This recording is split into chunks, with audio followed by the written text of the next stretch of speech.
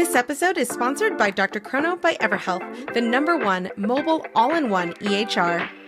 Built specifically for medical practices, Dr. Chrono includes an integrated feature that powers a seamless payments acceptance experience. Dr. Chrono Payments offers multiple ways for patients to pay as well as insurance credit card processing. As a Dr. Chrono customer, you can easily activate our fully integrated payment solution that will streamline your cash flow and help you get paid anytime from anywhere. Deliver the best patient experience with a fast and easy way to collect payments. Visit drchrono.com/payments. That's drchrono.com/payments to learn more about Dr. Chrono today. Is there a DPC clinician, tech vendor, or industry champion that goes above and beyond to further elevate the DPC movement? Nominate them for a DPC Innovation Award to recognize them for creating traction, embracing innovation, and demonstrating commitment to the movement. DPC Innovation Award winners will be announced and honored at this year's Hint Summit, taking place in Denver, Colorado, September 27th through 28th. Nominate a DPC innovator at summit.hint.com, plus get $50 off your Hint Summit 2024 registration with promo code MyDPCStory.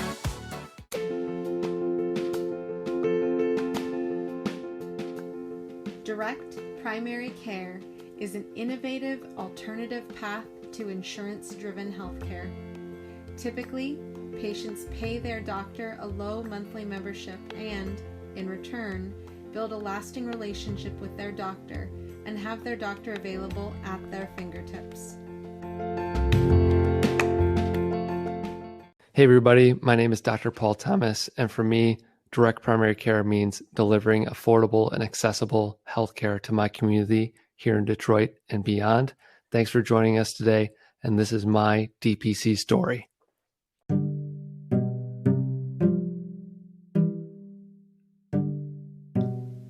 Today, I am honored to interview one of the most dynamic speakers there is in the DPC universe. Ironically, he learned about DPC through a friend who advised him to listen to a podcast. Dr. Paul Thomas grew up near Corktown, Detroit, where his practice, Plum Health DPC, is the first of its kind in Detroit and Wayne counties. His mission is to deliver affordable, accessible healthcare services in Detroit and beyond. He has been featured on WDIV-TV Channel 4, WXYZ Channel 7, Crane's Detroit Business, and CBS Radio. He has also been a speaker at TEDx Detroit and is a graduate and clinical assistant professor at Wayne State University School of Medicine. Recently, he published his second book entitled Startup DPC: How to Start and Grow Your Direct Primary Care Practice, available in both paper and Kindle formats on Amazon. He has been in practice since 2016 and now has 2 clinics and 2 co-DPC doctors working under his vision, Plum Health DPC.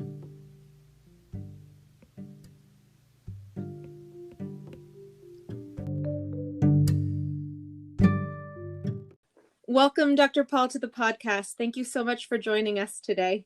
I wanted to start with the opening of Plum Health. Now, you finished residency in July of 2016 and then opened your doors soon after in November of the same year. Yeah, that's how we did it. I finished residency in June 2016, June 30th to be exact. And then that July, I spent some time taking some classes in business and then also, hammering out the details for how I was going to launch. And then I launched November 2016. I started making house calls, which was wild. I don't think I ever would have started until one of our patients called me.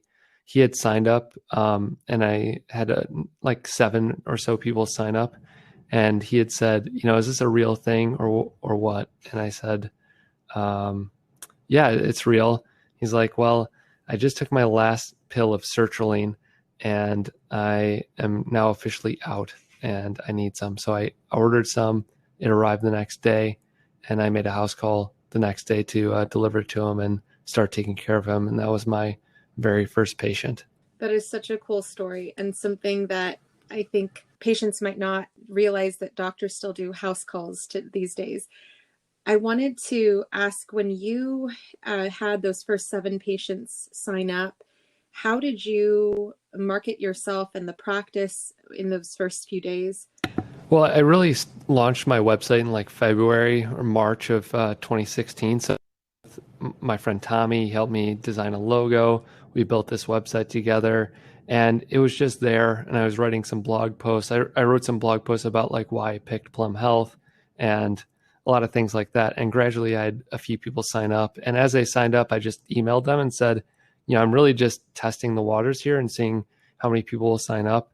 I may or may not do this, but thank you so much for signing up. And we should be launching in late 2016, early 2017. But like I said, I started in November because that one patient called me out and was like, I really need your help today. So that kind of pushed me into getting started. So it was kind of like a combination of blogging and posting on social media that got those first few people to sign up. And your first few people, were they former patients that you had during residency, or were they completely unknown to you prior to signing up? Well, one person was in a business class that I was taking, and the rest of them I had not met before. They were just kind of people who were searching for primary care in Detroit, and they found our website. That's fantastic to hear. When you started out in February and March with an online presence, and then eventually in November when you saw that first patient, going into the early days into the next year, 2017, when you finally had a physical location, did you have any moments that you second guessed your DPC decision, or ever thought or were ever told by others that this might not work? No, I always thought that it always felt really good starting it because, at that time, during the last half of my residency for like a year and a half, I was working in urgent care. And then that year and a half coming out of residency, I kept on working in urgent care just to like cover my bills and pay my mortgage and my car payment and things like that. And I absolutely hated working in the system. I hated working in the urgent care. I was seeing like 60 patients on a weekday. I would work a 12-hour shift and I would be seeing 4 to 5 patients an hour, and it was just soul crushing. And so it was so good and so nice to be in a space or make a house call where I could sit with somebody for 30 minutes or an hour, really go over their full history and be instrumental in helping them like take the next step in their health journey and helping them in their processes. And that's just something I couldn't do in urgent care. And it didn't really feel like I could do that in an employed fee-for-service practice. And so every time I met with a new patient, every time I helped somebody in my DPC practice, it just felt so good. And I knew that I was on the right path to, helping people with their medical issues. What a wonderful story to hear in terms of you not second guessing your decision. For some people, it might be a scary decision from a financial perspective or a time perspective. And for you to have had this vision and to have stuck with it and now to be so successful, that's absolutely wonderful to hear. Now, given that you are well established in your community, I want to go back to the fact that you are a native of the Detroit area. And you, of all people, can see how the Detroit area is evolving and how it's a perfect community for DPC. I wanted to ask, how are you and Plum Health involved in Detroit with regards to community engagement and outreach now and in the future?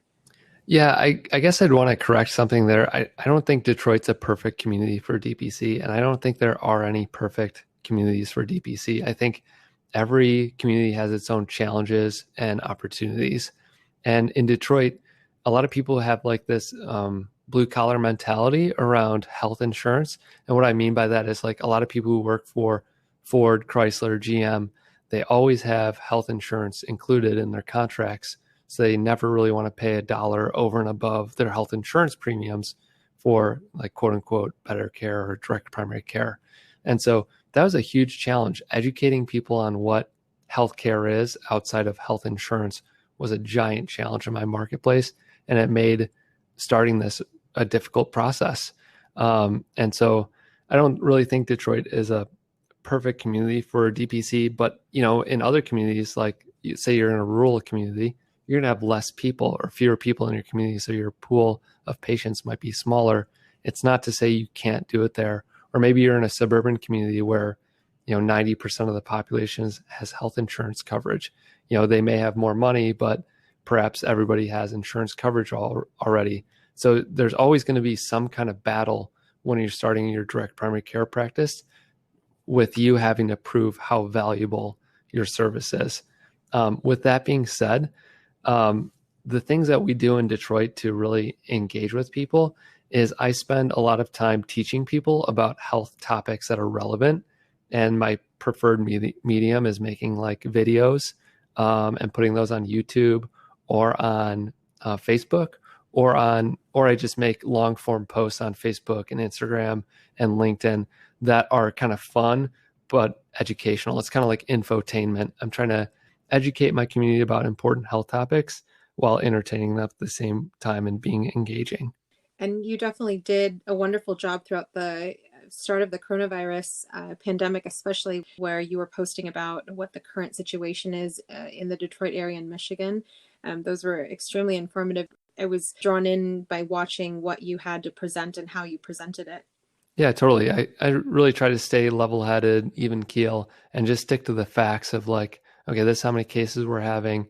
This is why I think it's happening. And this is how you can protect yourself and your family and the greater community by taking these actions. It was kind of something tangible, relatable, easy to understand, easy to digest. And we tried to make it fun and entertaining as well. And I think the video medium is like a good way to communicate that kind of information. Stay with us. We'll be right back. Thank you to Spruce Health for supporting the My DPC Story podcast. The ways we communicate have changed dramatically over the past decades, but technology and tools in healthcare have not kept pace.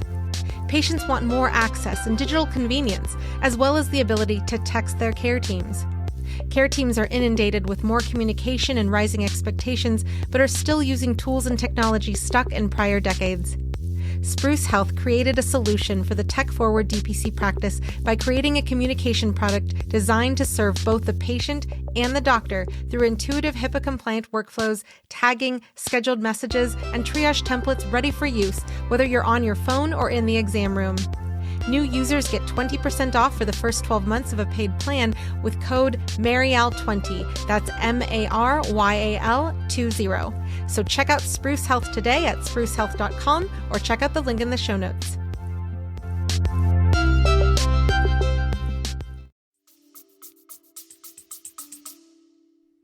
Absolutely, especially these days where you might not be able to meet someone in person without a mask on. And so for someone to watch you and see your face, even though it might not be in person, it's somewhat more personable than masks can be these days. With that said, you are obviously very much a public figure in your local community as well as in the DPC community. And even recently on the DPC Docs Facebook page, there's been 2 or 3 posts that I've read just within this past week about others interested in making public speeches or being featured on TV spots or radio spots. For those who might feel a little uncomfortable or unsure venturing out into that area of the media, do you have any tips on improving one's public speaking abilities or how they present to the public about DPC in their clinics? Sure. I think it comes down to practice. And, I've done 50 to 100 podcasts at this point. I've been on TV a handful of times. And I've made a lot of videos like for YouTube to maybe 200 or more at this point. And so, part of why people see me on different media channels and like speaking clearly and eloquently is because I've practiced this art so many times that it becomes such second nature at some point.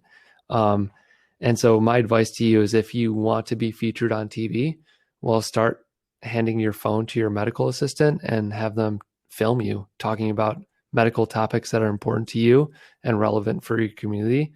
And you do that every single day for 100 days, and you're going to be really good at it, or at least a lot better than when you started. And you'll see yourself, you'll watch yourself on these videos, and you'll feel a little bit of an embarrassment because, oh man, I wish I would have not moved my hand like that, or I wish I wouldn't have had that expression on my face or whatever. But you'll learn from watching yourself over and over and again, and trying again and again to improve yourself, and you'll really accelerate your growth. And likewise, I do a lot of these podcasts. So I take as many of these as I can because it's a good practice for being on the radio and also just getting the word out about direct primary care. These end up reaching a lot of people. So it's nice to speak with, fellow doctors like yourself or people who are in the public. And kind of through my podcasting, I've been invited to be a regular guest on what's called the Daily Detroit here in Detroit. It's a newscast that happens every day. And they've invited me to be like their medical correspondent. So that's been a lot of fun, kind of polishing my approach and seeing it pay off over time. Definitely. And it reinforces how powerful social media can be. I wanted to ask about how much time each week do you dedicate to social media? Oh man, I usually spend about 1 hour, taking a photo that I've taken from the previous week, thinking about that content and writing a story about it. And I usually start with Instagram because I like how they have the filters and you can write a long form story. And I essentially take that content from Instagram and I share it on different platforms just in a different way. So, on LinkedIn, I'll use the hashtag healthcare and Detroit because those help it to trend in my local community and nationally. And then I'll backlink it to a blog post. And then oftentimes I'll embed that one of the posts, either like the Instagram or LinkedIn post, I'll embed that on my blog and then go into further detail about why it's important and maybe link some other studies. So all that takes me about an hour, sometimes 2 hours to do initially. And then throughout the week, periodically, I'll check in on, comments or likes and engage with people. I think one thing doctors might do is just post something and then let it go. I think it's really powerful when you engage with people after the fact, especially when they respond positively and want to give you feedback, or when they, want to talk smack about you and say you're doing it wrong. It's really fun to engage with people and kind of share your objective perspective. For example, I made a post about doing a house call, and one of the guys came onto that LinkedIn post and said, stupid mask or something like that. And I responded by saying, it's not a stupid mask. This mask is helping me to protect myself, protect my patients, protect my community. And I wear this mask proudly because I believe in its ability to reduce the spread of coronavirus. And that actually garnered a ton of engagement. Like, I think over 100 people liked that one comment on that recent post that went viral on LinkedIn. So I think it's really important to follow up on your posts and engage with people after the fact, because it goes a long way into, enforcing yourself as a real person with depth more than just like a one-dimensional kind of like a polished version of yourself. And just saying that, it really goes back to your focus about how you've spoken about how important relationships are in starting and maintaining a business, your patient care. I want to go and touch on relationships with regards to the fact that you have now two partners, Dr. Raquel Orlick and Dr. Jamie Qualls. I wanted to ask specifically for those listeners who might be thinking into the future about potentially having a partner or more than one partner, join them in their vision and their DPC. How did you decide that the time was right to add additional doctors to Plum Health? Sure. So let's see. I started the practice in November 2016, and then around January of 2019, I was getting full. I was basically full at that point. So maybe 2.5 years later, I'm pretty much full with patients, and I got to around 525 in June 2019, right before Dr. Raquel came on. So she started July 1st, 2019, if I'm doing this correctly in my mind. And she's been with us for like 12, 13 months. And now she's nearly full. She's at around 380 patients in that 14-month period, which has been great. So, to answer your question, I was full and I wanted to serve more people and take care of more people and give more value to my community. And I knew that I could do that more effectively with another doctor in my group. So I hired Dr. Raquel, and she was eager to join us. She thought this was a great model. And then for Dr. Jamie Qualls, she came out of residency and really wanted to join us as well, just like Dr. Raquel Orlick. They both came straight out of residency into our practice. But Dr. Jamie Qualls wanted to do it in a different location. She's from the Oakland County area and wanted to have a practice in Oakland County.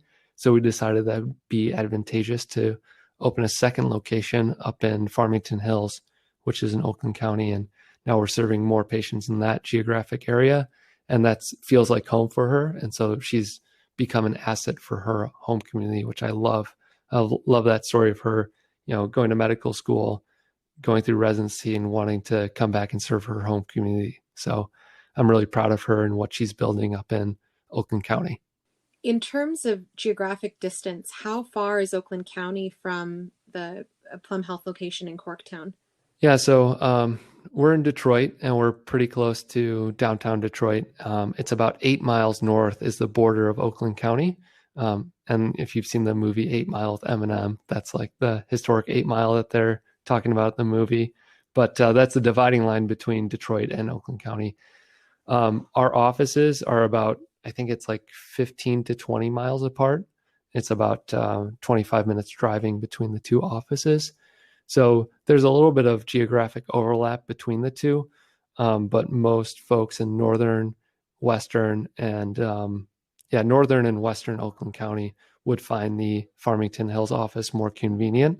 Some people in southern Oakland County, it would be like the same driving distance to the two. And pretty much everyone in Wayne County would find our Detroit office more convenient. Detroit's in Wayne County. When you were looking, and just before Dr. Raquel Orlick came on, did you have some kind of wait list, given that you were expecting a new doctor to join you and your practice was full? No, I just kept on adding patients, and I got up to around 525 patients. And then when she came on, I just sent an email to all my patients and offered that if they'd like to have a female physician as their primary care doctor, that Dr. Raquel Orlick would be joining our practice, and she'd be happy to take them on.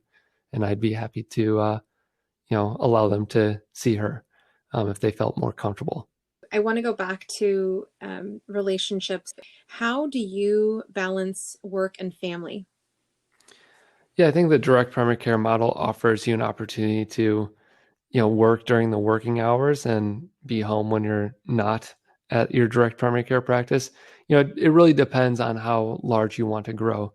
Like for me, if I stuck at 450, 500 patients, even 550 patients and remained a solo doctor, things would run really smoothly, and I would probably not take any work home with me. And right now, I don't really take too much patient care work home with me. I finish all of my notes in the office, and sometimes I'll have patients text me after hours, and I'll follow up on a refill here or call in a medication there. Most of the time, I work outside the office would be on building the brand and bringing on other doctors. We're going to try and bring on a fourth doctor here in February. So I'm doing a little bit more than the typical direct primary care doctor. But speaking for the other doctors in my practice, they're getting basically all of their work done in the office and working from 9 to 5, seeing 5 to 10 patients a day and earning a really good salary while doing it. So, if you start a practice, you might have a few more responsibilities that, quote unquote, keep you up at night. But for, let's say you're an employed doctor, the vast majority of your work is done in the office and you're not really taking that much home with you. So to speak to your question, you can have a really strong family life in this model. And for me, I've always made decisions with my wife, Amanda. She's a veterinarian. She works. So I try to, like on Thursdays, she works later. So I try to, do a little bit more work Thursday evening. And then she's off on Mondays and Tuesdays. So I really don't bring any work home on those days. And then sometimes she'll pick up a Saturday shift. And when she's working on Saturday, likewise, I'll do work for my business on that Saturday that she's working. when she has Saturdays and Sunday, when we have Sundays off together, I really don't do any work for my business so that I can focus on, spending time together with her or visiting our family and having like family dinner with our extended family and things like that. And the other thing that I've been able to do is take vacations. And I love that about my DPC practice is I can really easily email all of my patients and let them know when and sometimes where I'm going, and say, listen, my phone's not going to be on because I'm going to be in another continent. I'll be in Europe for 2 weeks or something like that. And I'll see you when I get back. Call my partner while I'm away. Let me know if I can take care of anything for you before I go. And that's really allowed me to have really high quality vacation time, which has been phenomenal. Absolutely, especially when all of us deserve to have some time off that is protected. When you were in solo practice prior to Dr. Raquel Orlick joining you, what would your coverage be? Would you have another DPC doc cover you by doing telephone visits for your patients if they needed something while you were away? Sure. So let's say it was August 2018. Every August we go on a 2-week trip to get out of the country and, recharge. That's our anniversary time in late August. So I had about 375, 400 patients at that time in August 2018. And we did a 2-week trip to Italy. And I emailed all my patients about 4 times before I left and let them know that I was going abroad and that I would be happy to take care of any school physicals, any med refills, any physical exams, anything that they needed while I was here in the office, but I would be going out of town. And if they needed something while I was out of town, they could always send me an email as I might be able to answer that while away if I had good Wi-Fi, or they could go to the urgent care. And that's what I did. I had one person go to the urgent care because they had pneumonia and they were given a Z-Pack, and I followed up with them when I came back. And that was the only person who needed something while I was away. When you're talking about having a panel of 500 patients, your patients aren't going to need that much when you're away, as long as you're super proactive about getting people in before you go. So I started emailing people a month before I leave, and I basically email them every single week until I take off. And that really stems any, hard feelings because you're clearly communicating that you're taking a break. And now that I have partners, there's virtually nothing that becomes a problem because if they need anything, my patients need anything, they call the office and Dr. Raquel Orlick or Dr. Jamie Qualls takes care of it. And it's just that easy. That's phenomenal. And just speaking from a person who's currently still in fee-for-service, I can't even email my patients because that's not a feature of our services that we offer. And so, just the fact that you reached out 4 times before you left, that you had only one patient who really had a serious issue that they had to go to the urgent care for, that's phenomenal to hear. Yeah. And then, while I was away, I checked my email every morning. My wife tends to sleep in a little bit longer than I do. I'm usually like an early riser. So I just checked my email, answered a few questions. I, definitely called in a couple meds, for like a pink eye here or something like that there. And that would be helpful to kind of streamline things for when I get back. But when I went up, like this year, I went up north and I really didn't have to do too much for my patients while I was away because my partners took care of it. Stay with us. We'll be right back. Have you tried an AI scribe in your clinic? Well, I've tried so many, and I can say Heidi Health is the best AI scribe I have come across thus far. With Heidi Health, I can create unlimited customizable templates for my notes to help me truly cut down on the time I'm spending charting. Template for pediatric well child check? Done. Template for weight loss management? Done. Some of my favorite things I've built into my AI template, beyond the general soap note, are having a list of actionables for our team to take after a patient visit, having the diagnoses listed, and creating an after-visit summary for our patients. Not only have I found Heidi Health to be the most helpful, customizable AI scribe so far, it's also more affordable than most out there. So try Heidi Health today and see how you can harness the power of an AI scribe for your practice. To get an entire month of Heidi Pro free, go to the homepage of mydpcstory.com and click on the Heidi Health ad. I have become a huge fan of podcasts. Ever since Sarah Koenig hosted the first season of Serial, I was hooked. Now, creating this podcast has become part of my daily life. While it is an exciting new hobby, I also see it as a privilege that I get to interview so many DPC and direct care doctors. If you are interested in starting a podcast, let me tell you a little bit about Anchor. First of all, it's free. There are creation tools that allow you to record and edit your podcast right from your phone or computer. Anchor will distribute your podcast for you so it can be heard on Spotify, Apple Podcasts, and many more. You can make money from your podcast as well with no minimum listenership. It's basically everything you need to make a podcast all in one place. Download the free Anchor app or go to anchor.fm to get started. I want to shift gears a little bit with regards to how you learned the business side of your practice and how you developed your business plan. Yeah, so I wrote my business plan in March of 2016, so about 6 months before I launched. And then I've been continuously refining it. So I've been working on it throughout. And I took a couple business classes when I finished residency. And they were each 8 weeks. They were each about $500. And I learned a ton about, branding, marketing, law, finance, how to write a business plan, how to perfect it, how to pitch to banks and venture capitals, et cetera. And so I know this can be a really difficult process for doctors. And that's why I tried to distill all of that knowledge and put it into one of my courses online. So on my website, startupdpc.com, I have a couple courses where I teach doctors the fundamentals of how to start and grow a direct primary care practice. And that's one of the key resources that a lot of doctors have been using. I've been actually shocked how many people have bought that course and used that course and given me great feedback on it, because there isn't really a great resource for doctors who want to write a business plan and start their own practice this way. And so it's been really cool to see all the positive feedback I've gotten on it. And it's nice having a good business plan because it is a roadmap for your business, and it's important for like how you're going to start, how much money you're going to spend, how much you're going to project that you're going to spend for your monthly expenditures, and how much money you're going to expect to bring in for your revenue side. So that business plan can be instrumental in making sure you have a good launch point and a good, 6 months when you start. And that will give you enough time to have what's called runway, where you can bring on enough patients to make it all work.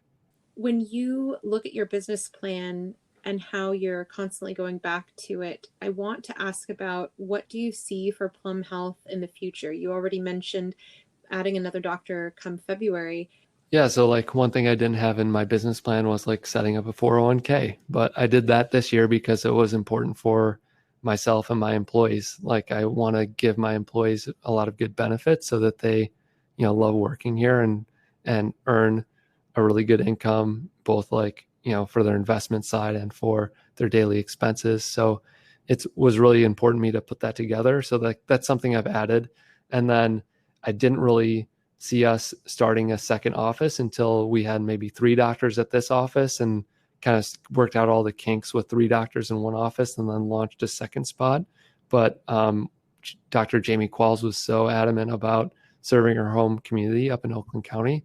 So I was really excited to partner with her and work to launch Plum Health in a second location, perhaps before I would have been ready to, but I'm really glad that I did, because I think it's working out really well so far. And I think we're going to continue to add doctors as time goes on, as capital allows. And so, what I'm working on right now is like, how can I leverage capital to bring on all the doctors who want to join our practice? And how can we serve more patients in our community with affordable and accessible healthcare? For those who might not know about those early blog posts, when you were creating your brand, how did you decide on Plum Health and your logo? Yeah, I think Plum Health just sounds great. Like it just rolls off the tongue. I think it's easy to understand. I think you know that I'm talking about a medical clinic. Some people say it sounds like an insurance company, which is fine. Um, and it's really simple. It's 10 letters, Plum Health, and it's purple. It's round. Um, if you draw out a plum, it's two overlapping circles. And we think of that as a doctor-patient relationship. And we have a lot more overlap in this clinic than you would at any other healthcare center.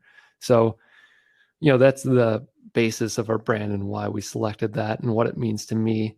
And then it also is purple. It represents a lot of the minority and LGBT community folks that are left out of the typical insurance coverage, especially in a city like Detroit. So, that's important for me to have like that representation in our branding that we're serving all comers. Given your success, you've definitely achieved that. I want to ask if you have any tech or tools that you, Dr. Raquel, or Dr. Jamie use and love in your practice. Yeah, I use Calendly and I absolutely love it. It's a like calendar, but take off the AR and add an LY, Calendly. And basically, if a patient requests an appointment with me, I can just text them and they can pick an appointment slot that's available. It syncs with my Google Calendar and it's one of my favorite tools. And does it also sync with your EMR? We don't use our EMR for scheduling because it's clunky. I prefer using the Calendly and Google Calendar for all scheduling, and then we're all on a Google background, so all of our team members can see the Google Calendar and see who we have coming in. And like our medical assistants, if we get a call into the office, our medical assistant answers. Somebody wants an appointment, I give them the green light just on his own to schedule them, put them on my schedule or put them on Raquel's schedule so we can serve our patients, on their terms. And the Calendly really allows people to select any time that they want across my calendar times. With regards to a potential resource or resources that you would recommend highly to others, can you suggest one or more than one? Yeah, I mean, I'm going to shout myself out here because I think the Startup DPC book is phenomenal. If you haven't picked up a copy, it's on Amazon in Kindle and paperback format. If you want me to send you a signed copy, just send me an email, paul@plumhealthdpc.com. I'll send you one. I'll just charge you the cost of the book plus shipping. And then, if you want to check out our courses on startupdpc.com, I've gotten so much good feedback about our business plan course and about our sales funnel course, really about how to attract new patients to your practice. And I'm really excited that I'm going to be launching a course on how to hire another doctor because just as you asked in this interview, I've been getting so many questions. I get a question about every week on how we hired a new doctor. So I'm really going to lay it out. I'm going to include some of our contracts and some of my strategies around getting great doctors to be a part of my practice. So I'm really excited to launch that course coming up here in the next couple weeks. For those who are right at the point of jumping into DPC or they're thinking about it, what is something that you might tell them to give them a little bit of inspiration? Yeah, it's not the decisions, it's the decisiveness. I heard this on it was like a Stanford lecture series that I listened to. And one of the guest speakers said, it's not the decisions, it's the decisiveness. And so a lot of times in medicine, we're discouraged from making mistakes. We often say, no stone unturned. And, and mistakes are often punished on rounds and in the clinical setting. And so I think on one side of your brain, you can do that as a clinician, but you have to absolutely leave that behind when you're starting a business and use the other side of your brain to really, really make fast decisions. And don't be afraid to fail, in terms of selecting this EMR or that EMR, using this email platform or that email platform, using this website service or that website service. You're going to be confronted with a ton of different, 6 in one, half a dozen the other choices. And the quicker you can make those decisions, the further you're going to get and the faster you're going to grow in this direct primary care model. Paul, I want to ask if you can repeat your contact information so if people are wanting to reach out to you, they know how to get a hold of you.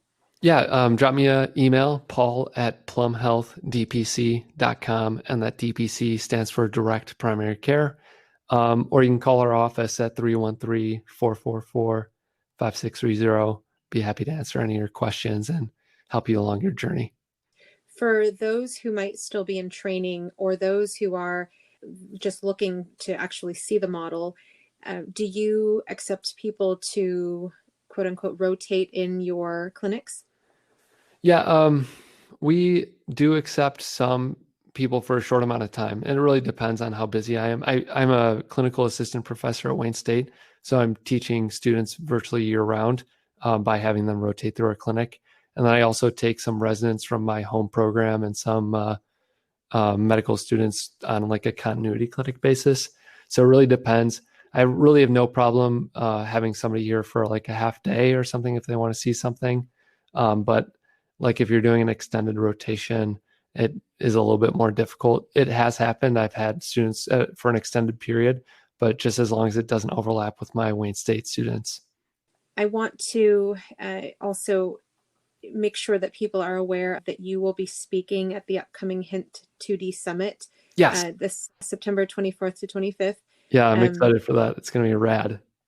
Absolutely. It's my favorite conference of all of the DPC conferences.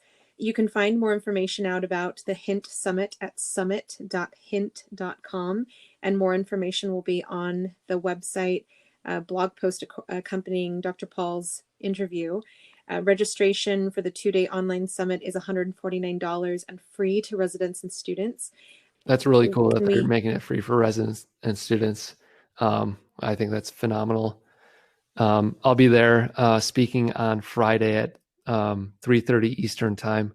I think that's like 1:30 Mountain time and 12:30 Pacific time. So I'm really excited about that because I'll be sharing the stage with people like Z-Dog MD and one of my favorite DPC pioneers, Jay Parkinson, also Clint Flanagan, Dr. Julie Gunther, Zach Holdsworth. It's going to be a really cool conference, a meeting of the minds, if you will. And I'm excited for some of the interactive features of their platform. They're going to have some like roundtable type discussions, as well as some like, I guess like random chat room meetups. So you can get like randomly paired with another doctor and talk for a couple minutes and then move on to the next one. So it'll be kind of cool to see what their mixer situation is like. On that note, I just wanted to say thank you so much, Dr. Paul, for joining us today. And we highly look forward to hearing you at the Hint Summit and in the future. Hey, thank you so much for having me on. It's been an absolute pleasure. And everybody who's listening to this and who's starting their direct primary care practice or growing their DPC practice, you can do it. It's a great journey and it's so fulfilling in the process.